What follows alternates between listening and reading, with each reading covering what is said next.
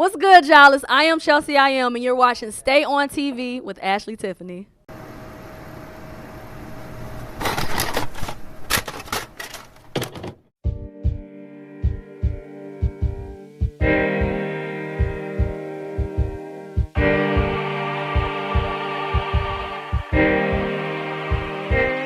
Went to take a trip, the moon to be exact. But then I got arrested cause my spaceship color black.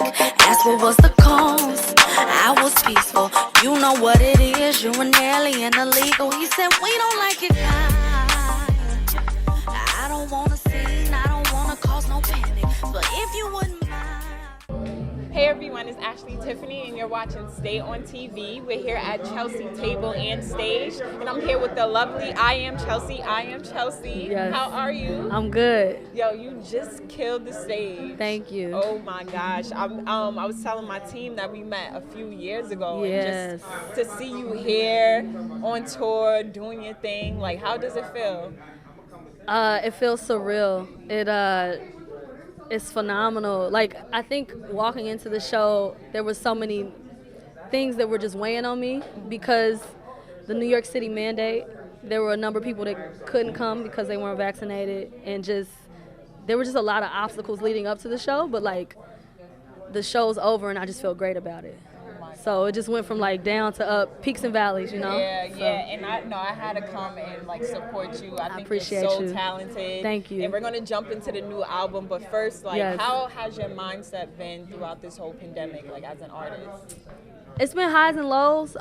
It definitely, for me, was like, I have to finish this project. Because I was already in the process of finishing A Beautiful Struggle, but I felt like I was lagging with it a little bit. But I needed to finish it. I needed to have that moment to get it done. The pandemic was good for me for a lot of different reasons. I played Black Lives Matter Greater New York Project in Times Square. My video was on BET Jams for Nice Guys Lie. I had music play on Hot 97, Sway in the Morning. Like this was like, from that respect, it was probably one of my most progressive years. Beautiful Struggle. You said that it's 2 years in the making? Or Yeah. some of the songs, it's, like you said, Won't. You did Won't in 2019? Yeah. Oh my gosh. Yeah. Wow. So why now? Why did you drop it now in 2021? No time like the present. It was time. It was time for it to come out. You felt like it was done. Yeah, and honestly, I dropped it in July, but it was ready in April. I did a private listening event. Actually, that was a blessing too. Over 100 tickets sold, online and in person, and just let like some of my close, intimate like supporters listen to it.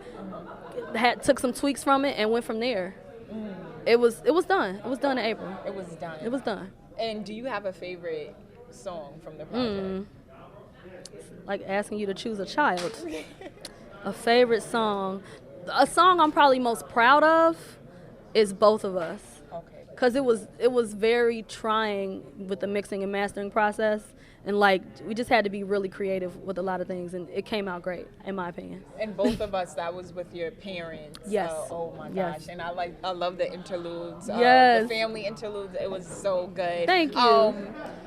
My favorite, I think, is between Won't and the last record on it. Bad? Yes, Bad. Really? Yes, I like Okay. Bad. I like that. Yeah. Why you said really? No, because most people don't. I love that song, but like most people don't say that. Oh, really? Yeah. No, I like that. And Thank we you. have to get into like the meaning behind Yes. all of that. So let's jump into first the cover, the artwork for it. Yes. The artwork for it. It's different. Last Supper. Yes, you yes, know. yes, yes. So explain that. Okay, the artwork actually took over a year as well, but more so because as an artist, I have to let things come into fruition in my mind. So I had a thought process of there's an HBO show called The United States of Terror. I don't know if you ever heard of it, but it's about this woman that's bipolar, schizophrenic. She has a personality syndrome, and the cover of it was different versions of her. And I was like, dang, that's dope. And I was like, let me take it a different step and make it spiritual. So the album cover is different versions of me, like exercise, health, activism, community organizing, spiritual. Like, it just shows different versions of who I am. Yeah. And I wanted to showcase that because I feel like the project showed different perspectives of who people thought I was to them. So that's where I was coming from the album cover. I love the cover. Yeah. I love Thank the you. artwork. And then Thank you have the you. Lysol. Yes, Lysol yes. right there. It's so real. So Yeah. let's jump into your activism. You're Yes. very vocal about like what's going on in the world right now. Speak on that. Why do you feel like it's important to talk about like Black Lives Matter in your music? I feel like I was blessed with a platform, and I was blessed with a number of people who listen to my music, and I need to be a good steward to that blessing. And there's people that need to hear that message, you know. I grew up in a household with my grandparents, always giving back to the community. I grew up in church. We were always going to visit somebody sick, always volunteering. That's how I grew up. So I don't really know different but to give to my community. And even during the pandemic, I've had the opportunity to start organizing with a refrigerator, community fridge in my neighborhood called the People's Fridge. And I've just learned so much about food injustice, and just it's crazy that we live in one of the richest countries in the world, but there are people that are hungry, and there's food that's being wasted all the time. So a lot of the message and mythology of the fridge is like trying to find that food to source it to the neighborhood. And even deeper than that, like, why are people hungry? Why are people of color in our neighborhood suffering? Yeah. And just really delving into what's that about. And it's like all over the country. It's all over the country. Yeah. Does it tie into the beautiful supper as well? I never thought about that. It could. Oh wow. It's Beautiful struggle. Love you. Oh, I wanted a soundbite from him. He spoke very highly of you. Oh shoot. He's dope. And he showed me his tattoo with the fridge. He's the organizer of the community fridge. Yeah, I came across the fridge. I was riding my bike and I saw them setting up a fridge. I'm like, what are y'all doing? And I found out about it. So yeah. So yeah, back to Beautiful Struggle. Yes. The name of it, the Yes. title. How did that? So it's a 3-part series. So my first studio project was called A Beautiful Mess. The next one I always knew it was gonna be called A Beautiful Struggle, and the final one will be called A Beautiful Life ?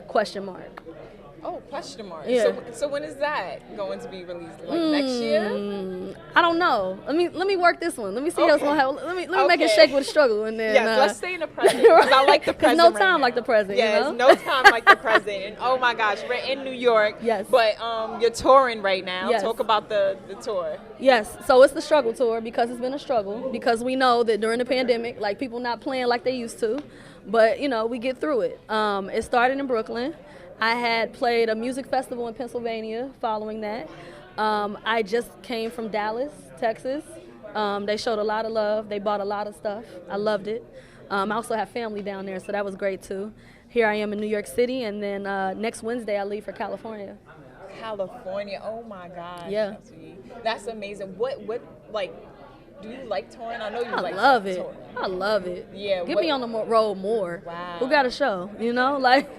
What's the reasons? I mean, like, what makes you like, touring and just You meet new people. It's new environments. Like, you get a break from the city. Like I love New York. It's like a horrible romantic love story, but it's time to go sometimes. I like to meet different people, and like, you share experiences, and just you get to talk to them about like how they connected to the music, or how you even connected to them. Right. It's inspiration, honestly. Yeah. And give people a little rundown. You're not from New York City. I'm not. You've been here for about 10 years now? Okay, so where are you from? I'm from Cincinnati, Ohio, the nasty natty, if you will. Nice. And what you doing here in New York City? I had an internship and I never left. Honestly, I lived in Chicago before I moved here, and I fell in love with the city and never left. That's what. But Cincinnati's home, but New York Are is a you close going to second. perform there too? Or? I am. I'm trying to figure that out now. That would be nice. Yeah, I definitely, because my family and my friends are like, when you coming? Like, when's the tour stop here? My sister's like, I don't see Cincinnati. Where is it? Right. But it's it's coming along. Yeah. Okay, so let's get to know Chelsea. I am Chelsea. I am Yes. a little bit more. Mm-hmm. What is your motivation to keep on pursuing music? It's a saying that's like, no stone left unturned. And I feel like the moment that I stop, that next step could have been the moment that really like popped for me. you know. So that's why, and even beyond that, I just love it. I love the journey, like, because you don't fully know the destination, but you have to enjoy getting there. Yeah, and I've enjoyed every moment of it. And what have you learned about yourself as an artist, as being I am Chelsea, I am? I've learned patience.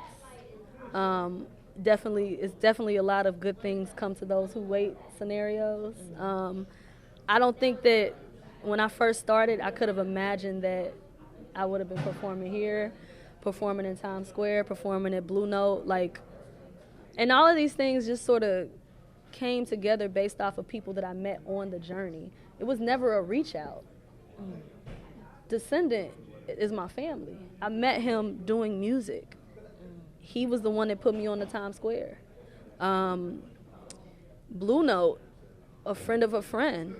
Like, these are things that would have never occurred if I just wasn't on my journey, on my path. Not necessarily looking for it. It's there. Yeah. These are intimate relationships. And it's even better to get into the door with an intimate relationship versus me pounding the door. Because you want me. We want each other.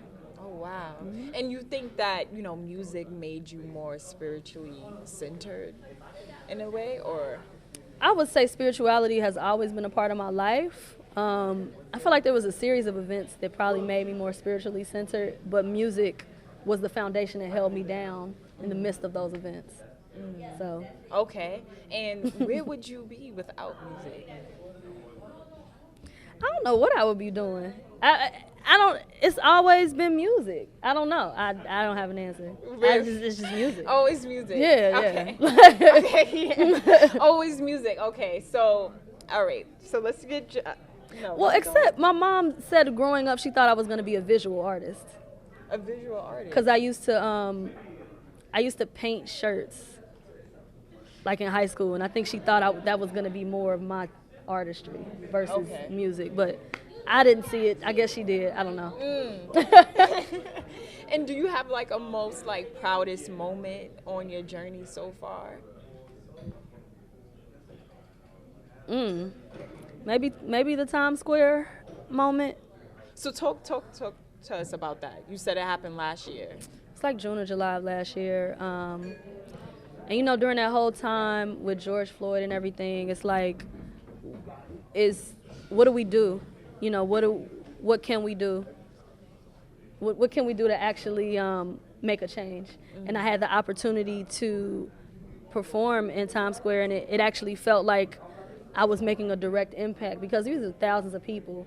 Like put aside the fact that I'm an artist performing in front of thousands of people. I'm an artist performing in front of thousands of people, and it actually is making a difference. That's different versus me chasing fame. It wasn't about that. It was about that moment, that historic moment in time, and I was able to be a part of it. And I was able to hopefully change somebody's mind about something. Wow. So I think that's why that was probably one of my most impactful moments. There's probably a few other moments, but that's the one that comes to mind right now. Oh my gosh, that's amazing. I feel like if you can impact at least one person's life, then you're doing your job. Right. You're definitely doing your job.